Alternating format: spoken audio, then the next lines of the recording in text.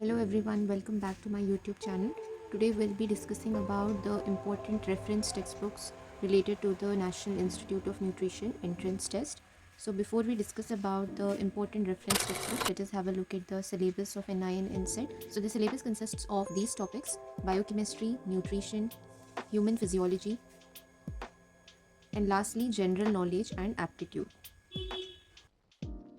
These are the four topics that are found in the NI and NSET syllabus, and the most important one, which carries the maximum weightage, is the nutrition topic, which covers 40 questions from the 100 questions which are asked in NSET.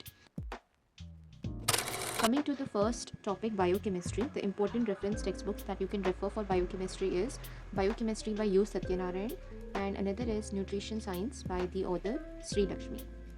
These two textbooks cover the maximum topics, including the metabolism of carbohydrates, proteins, fats, vitamins, and minerals. Coming to our next topic in the syllabus, which is nutrition, which is the topic that carries the maximum weightage. As I told you, you can expect 40 questions from this. So 40% of the questions are from this topic, so you need to focus on this topic more when compared to others.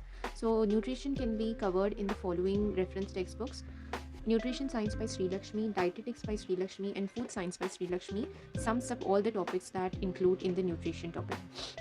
So these textbooks cover the major concepts such as the dietetics, therapeutic nutrition. It also covers food science, and it also covers biochemistry. So these three textbooks will cover maximum amount of the syllabus. Coming to the next topic in the syllabus, that is human physiology. For human physiology, you can refer the biology textbooks by NCERT, class 12 and class 11.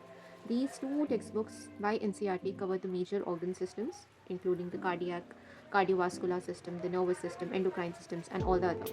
Coming to our next topic in the syllabus, which is general knowledge and aptitude.